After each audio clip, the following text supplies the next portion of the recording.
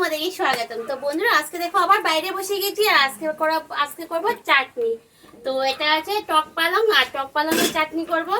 তো আমি বাইরে দেখো উনুন ধরেছি, অনেক বাতাস দিতে আছে, জানি না কিভাবে করব। তো দিয়ে দিই অল্প তেল। ছেলেকে বলছি তেলের বোতল নিয়ে তো ওই তেলের কৌটার ছুটটা উঠে নিয়ে আসছে। তো চলো যাই হোক, লাড্ডু গোপালের এত বুদ্ধি নেই। তো চলো, ওকে নিয়ে আমি এখন আছি ঘরে। ওকে একটা জিনিস বলি, ওকে একটা দুটো জিনিস বলি, ও নিয়ে আসে। তো যাই হোক, হাত পা আমার কাজটা হয়ে যায়। তো এদিকে কড়াই বসিয়ে দিচ্ছি, আর কড়াইয়ের মধ্যে দেখো আমি তেলও দিয়ে দিয়েছি। আর টক পালংটা কেটে ধুয়ে ভালো করে পরিষ্কার করে নিয়ে এসেছি। তো এখন আমি চাটনিটা করব। তো বন্ধুরা দেখো, এদিকে আমার কড়াই বসিয়েছি, আর কড়াইয়ের মধ্যে তেলটাও গরম হয়ে গেছে। এখন এর মধ্যে আমি শুকনো লঙ্কা ফোড়ন দিয়ে দেব। তো দিয়ে দিলাম শুকনো লঙ্কা 3টে, আমি ফোড়ন দিয়ে দিলাম।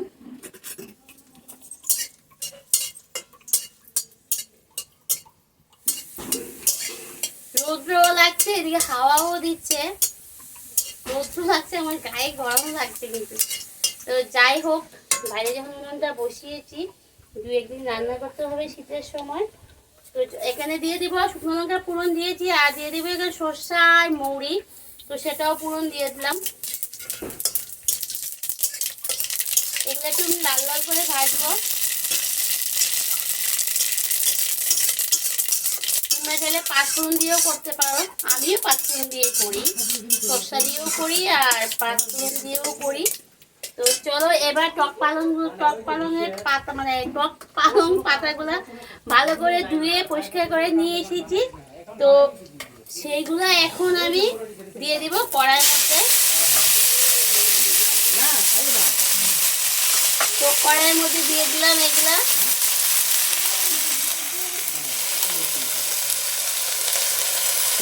তো টক পালংটা না আমি এমনিতেই মানে ডালের সাথে লবণের চাটনি, মানে টক লবণ দিয়ে এটা করে খাই, সেটাও ভালো লাগে।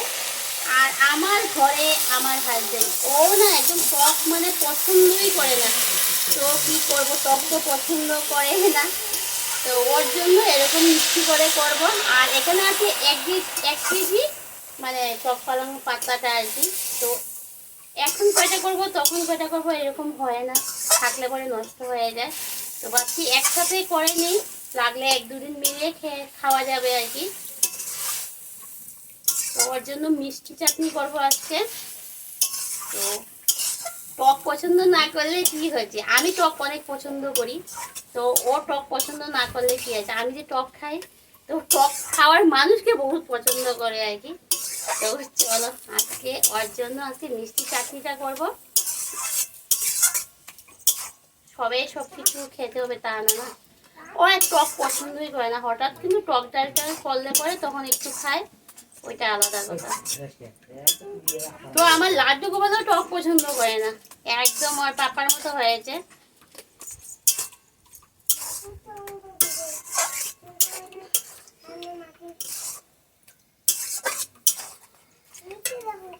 তো এই চাটনি বানাতে না বেশিক্ষণ লাগে না টাইম।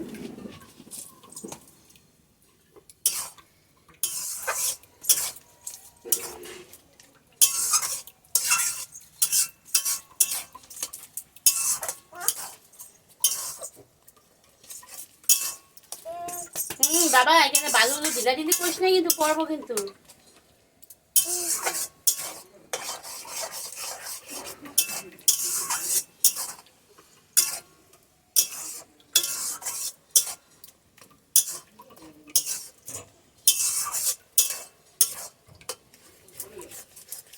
এই পাতাটা দেখে একদম খুব সুন্দর একটা স্মুথ ভাবে হয়েছে না, একদম স্মুথ হয়েছে।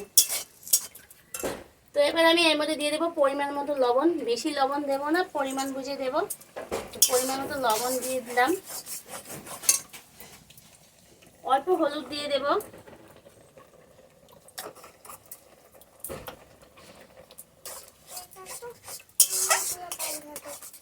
হলুদটা দেওয়াতে কালারটা অল্প চেঞ্জ হয়েছে।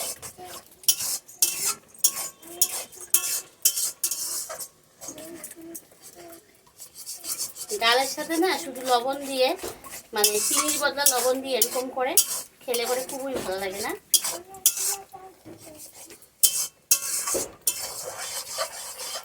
ছোট মাছ দিয়েও ভালো লাগে।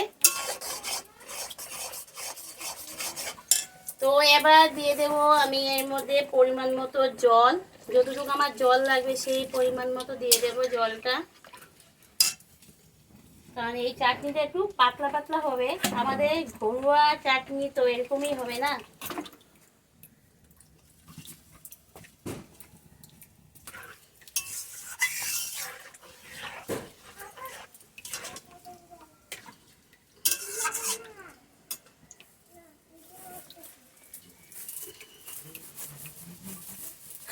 চিনি কোটো আনতে বলছি, দেখো কালকে চিনি এনেছে, চিনি পুরো প্লাস্টিক শুদ্ধ নিয়ে এসেছে।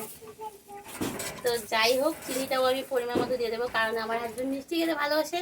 তো ওর জন্য মিষ্টি, ওর টক হলে একদম মুখে দেবে না, তার জন্য একটু বেশি মিষ্টি দিয়ে করতে হবে।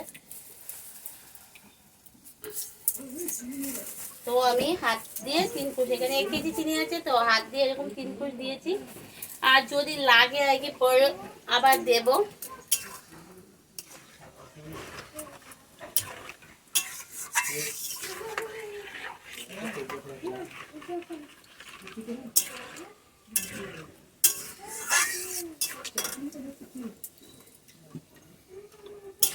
বাইরে দড়িয়ে আগুনটা ধরিয়েছে না, সে হাওয়া দিচ্ছে আর কি।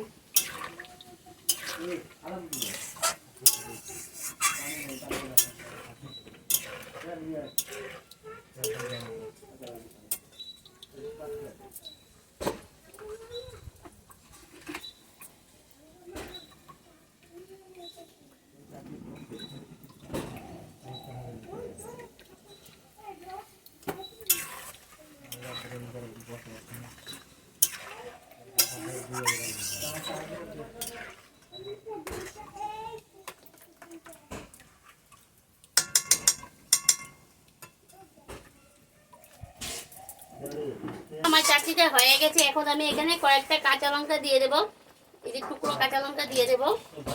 তো আমি সেটা সবাই লাস্টে দিলাম, আগে দিলে বেশি গলে যাবে আর সেটা ভালো লাগবে না, একটু শক্ত শক্ত থাকবে, তাহলে এটা চেটে চেটে খেতে ভালো লাগবে। একটু ঝাল, অল্প টক, অল্প মিষ্টি। তো চাটনিটা আমার হয়ে গেছে। তোমাদের কাছে কেমন লেগেছে যদি কমেন্টে জানাবে আমাকে। তো আজকের মতো রান্নাটা এখানেই শেষ করে দিই। Tata, bye bye.